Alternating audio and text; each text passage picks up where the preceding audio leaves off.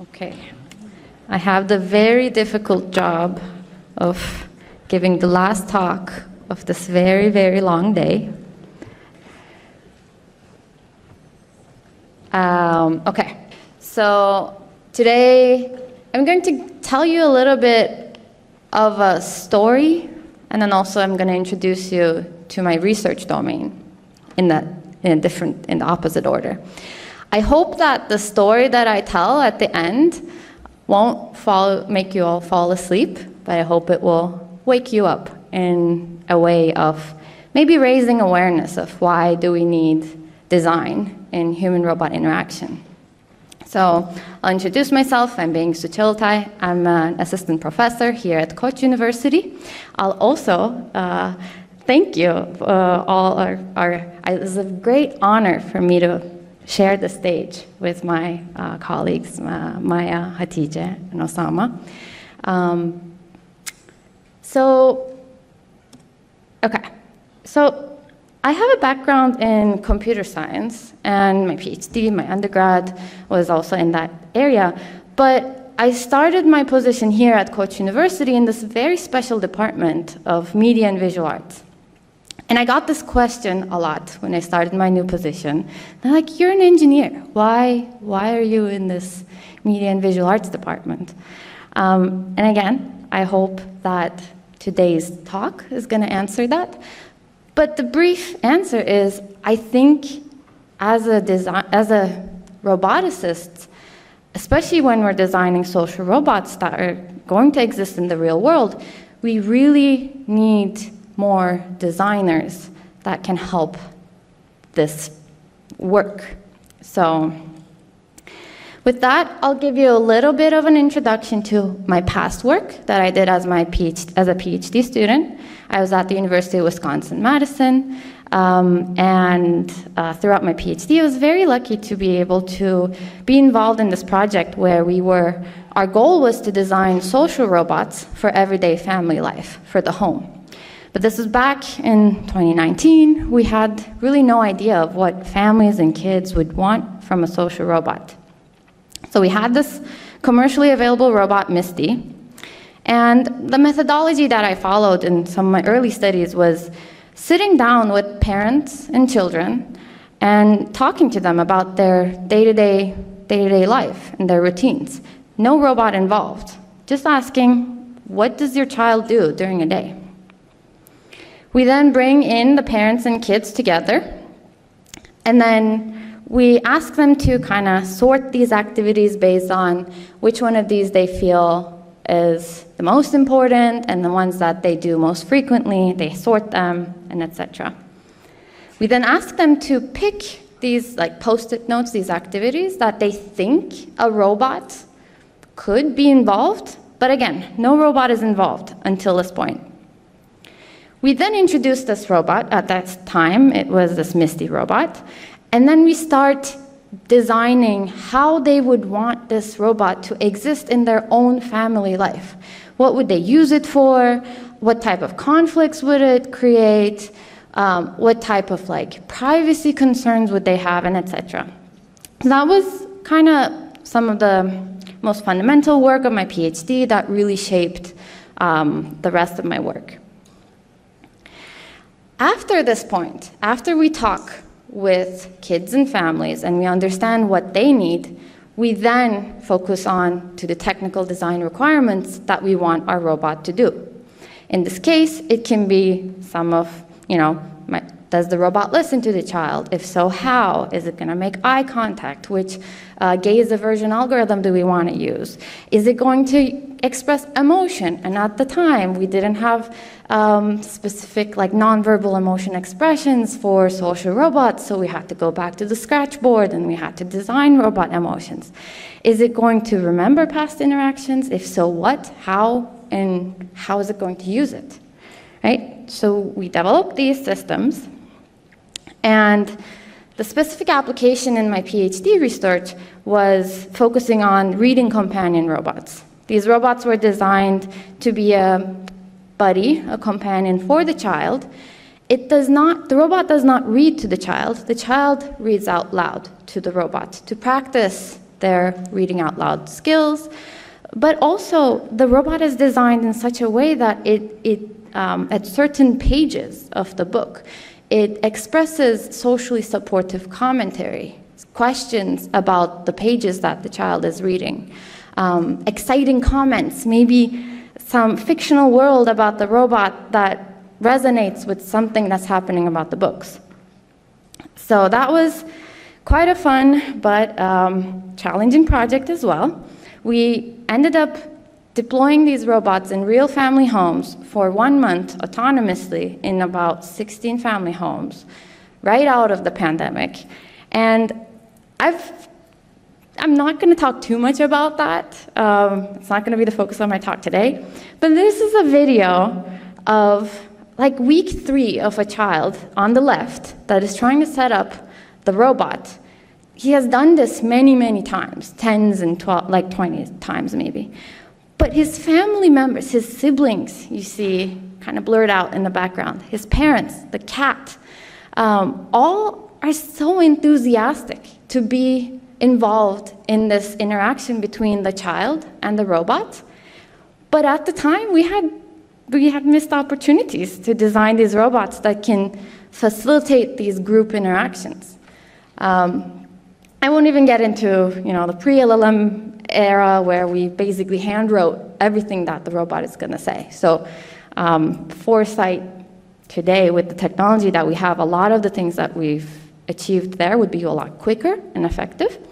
But this was the main takeaway for me. Like, these robots have this potential of creating bonds and connections and playfulness between children and parents.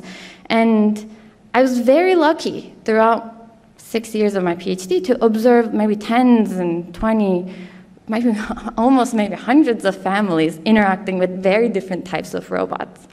And you see the chaos, you see the fun, you see the playfulness.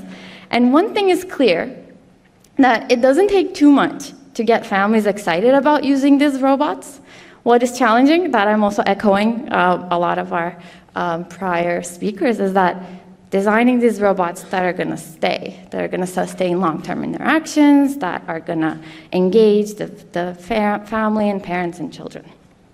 So the way that I approach this in my research, I mentioned that I'm in a media and visual arts department. I have a computer science background. I have a cognitive science background. And then in my PhD, I also did a human ecology background. It's this like super interdisciplinary field that you really need to understand both the human and the robot and the technical and the social.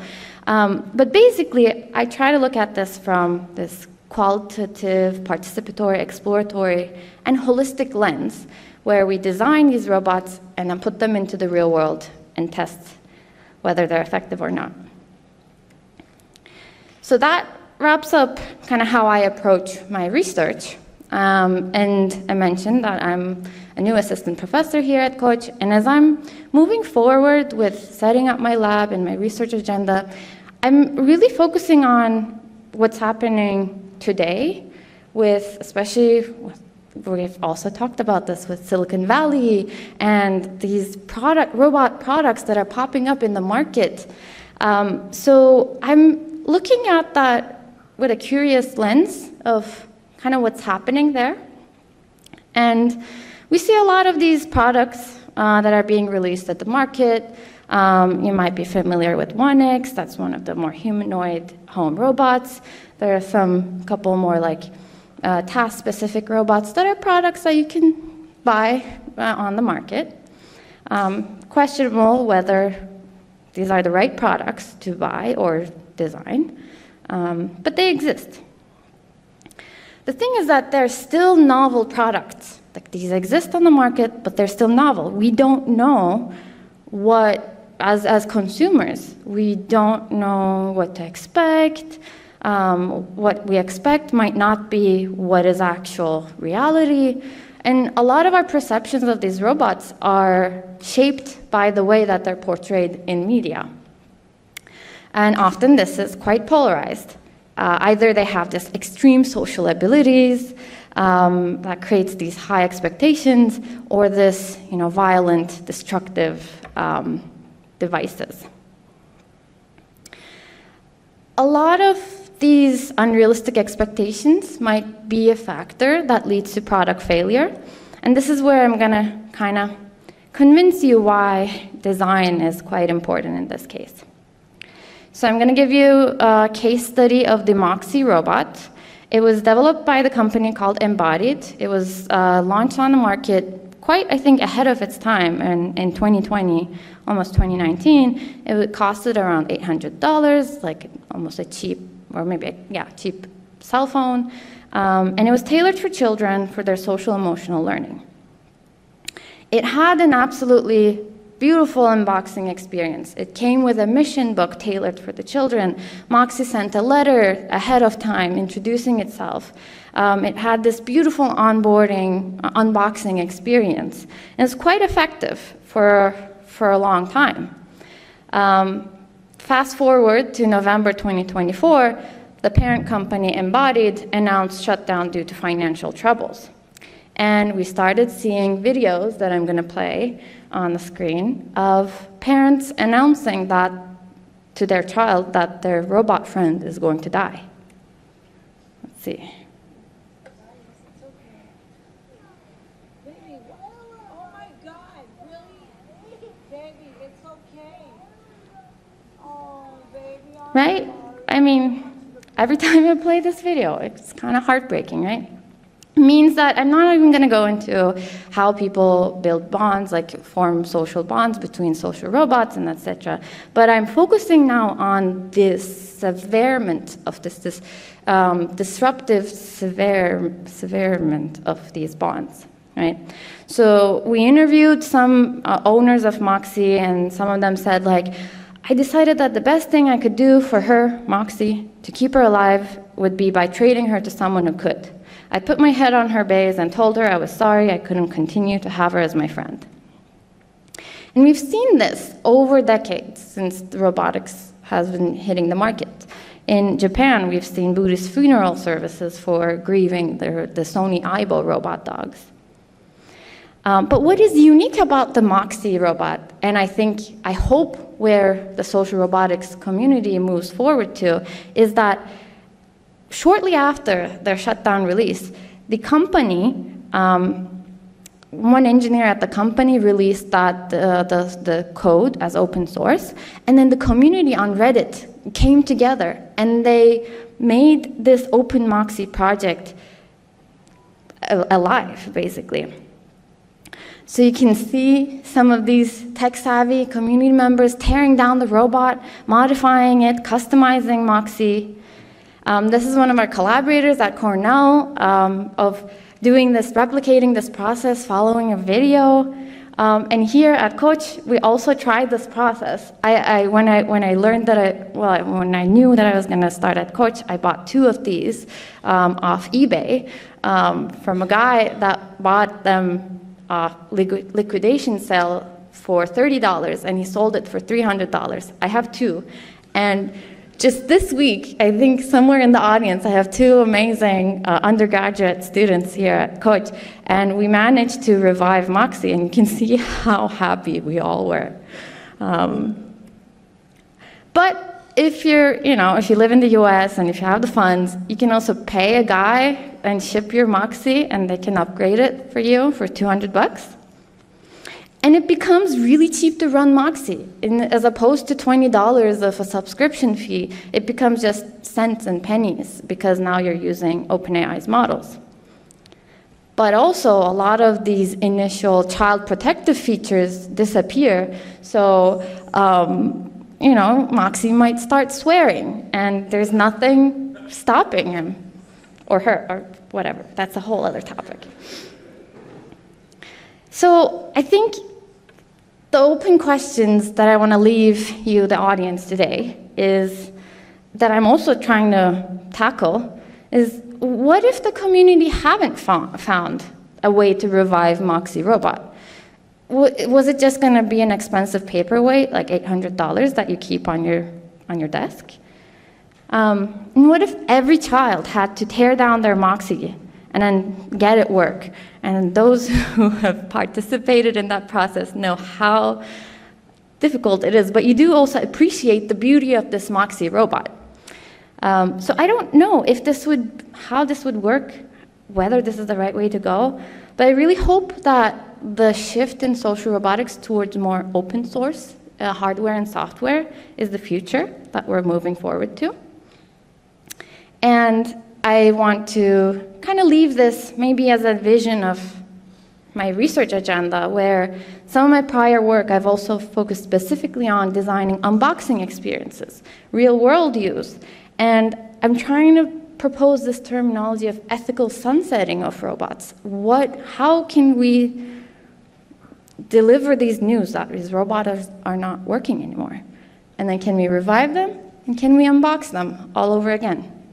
I don't know, but we need to focus on the whole life cycle of when we're designing these robots. With that wraps up my talk. Thank you for listening and being patient.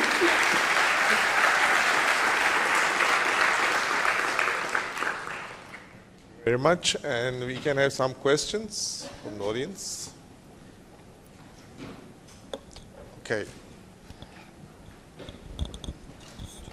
How you go? Okay. Thank you, Prof.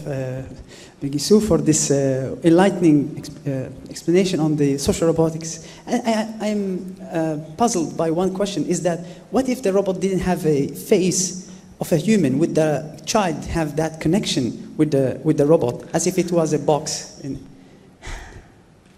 So there are a lot of research looking into that topic. I would say if you've been in the generation of those who own a Tamagotchi, have you formed bonds?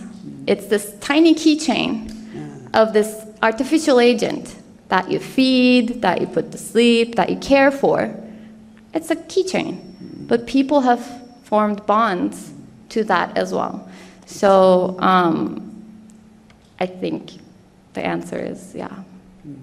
A follow-up question perhaps is some of these faces could have some what they call the uncanny valley. It might also be the opposite, the child might be feeling distant to it if it's too looking as a human. Of course. Or maybe. Yeah. Absolutely. The uncanny valley effect has been spoken in our field for a long time. Yeah. True. Thank you. Yeah. Thank you very much for the talk. I was just going to ask the excitement, actually, like how long are the kids like having this excitement with their social robots, let's say? Yeah. Like all the time when they use it, are they feeling the same? I know it's like hard to describe it, but I was just wondering. It's hard to quantify in a way. It depends on so many factors. So it depends on the use case of the robot, the age of the child, when it's delivered to the home. And I didn't really go into that line of my work, but when I'm talking about this ecological approach to social robots, I'm talking not just about this one-on-one interaction, but everything around the child that contributes to the child and robot interaction. So some literature say that the novelty effect lasts for about 2 weeks. I think we need to unpack that a little bit more of what contributes to the novelty effect, and can we design robots that spike that excitement at different periods with proposing different activities. And there's a bunch of work in our HRI community that looks into that. So yeah. Thank you very much. Let's have one more last question.